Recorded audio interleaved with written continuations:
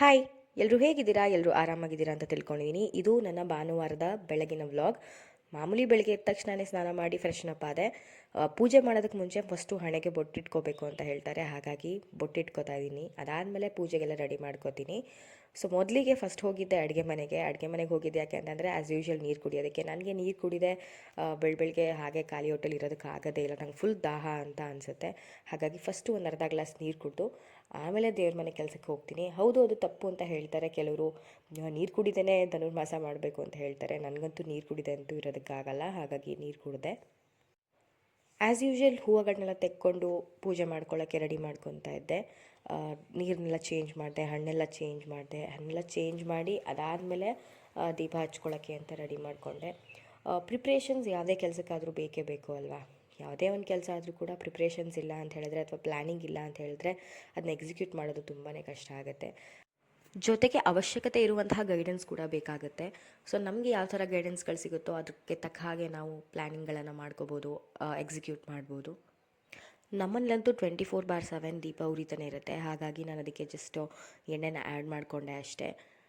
ಇನ್ನು ಇದನ್ನೆಲ್ಲ ಹೇಳ್ಕೊಟ್ಟಿರೋದು ನನಗೆ ನಮ್ಮಮ್ಮಂಗೆ ಅವರ ಅತ್ತೆ ಅಂದರೆ ನಮ್ಮ ಅಜ್ಜಿ. ಸೊ ಅವರು ಹೇಗೆ ಹೇಳ್ಕೊಟ್ಟಿದ್ದಾರೋ ಅಥವಾ ಅವ್ರು ಹೇಗೆ ಪಾಲಿಸ್ಕೊಂಡು ಬಂದಿದ್ದಾರೋ ಅದನ್ನೇ ನಾವು ಫಾಲೋ ಮಾಡೋದಕ್ಕೆ ಟ್ರೈ ಮಾಡ್ತೀನಿ. ಅಭ್ಯಾಸಗಳು ಒಳ್ಳೆಯದಾಗಿದ್ದರೆ ಯಾಕೆ ಫಾಲೋ ಮಾಡಬಾರ್ದು ಅಲ್ವಾ? ನಾನು ಆಗಲೇ ಹಳೆ ವೀಡಿಯೋಗಳಲ್ಲಿ ಹೇಳಿದ್ದೀನಿ, ನಮಗೆ ಈ ಪೂಜೆ ಪುನಸ್ಕಾರ ಎಲ್ಲ ಬಂದಿರೋದು ನಮ್ಮ ಅಜ್ಜಿಯಿಂದ ಅಂತ. ಅವರು ಕೂಡ ಅಷ್ಟೇ ಬೆಳಗ್ಗೆ 4 ಗಂಟೆಗೆ ಎದ್ದು ದೇವ್ರಿಗೆ ಪೂಜೆ ಮಾಡಿ ಆಮೇಲೆ ದೇವಸ್ಥಾನಕ್ಕೆ ಹೋಗಿ ವಾಕು ಮುಗಿಸ್ಕೊಂಡು ಬರ್ತಾಯಿದ್ರು ಅಂತ. ಸೊ ಅವ್ರದ್ದು ಒಂದು ಸ್ವಲ್ಪ ಗುಣಗಳನ್ನು ನಾವು ಇನ್ಹೆರಿಟ್ ಮಾಡೋದಕ್ಕೆ ಇಷ್ಟಪಡ್ತೀನಿ.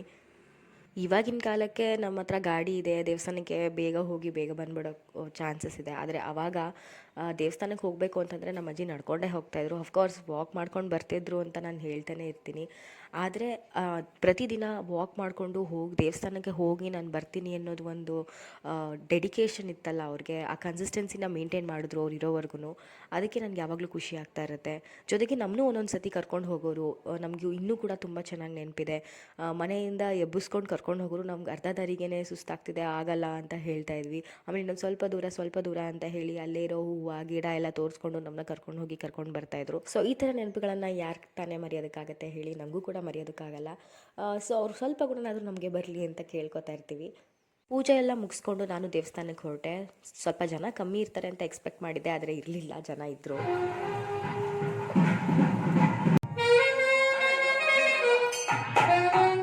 ಪೂಜೆ ಮುಗಿಸಿ ಪ್ರದಕ್ಷಿಣೆ ಮುಗಿಸಿ ಪ್ರಸಾದ ತಗೊಂಡು ಮನೆಗೆ ಬಂದೆ. ಇನ್ನೂ ಚಂದ್ರ ಕಾಣ್ತಾನೆ ಇದ್ದರು. ಇನ್ನೇನು ಸೂರ್ಯ ಬರ್ತಾರೆ ಅಂತ ಅನ್ನಿಸ್ತಾ ಇತ್ತು. ಸೊ ಹೀಗಿತ್ತು ನನ್ನ ಮಾರ್ನಿಂಗ್. ನಿಮ್ಮ ಮಾರ್ನಿಂಗ್ ಹೇಗಿತ್ತು ಅಂತ ನನಗೆ ಕಮೆಂಟ್ ಮುಖಾಂತರ ತಿಳಿಸಿ.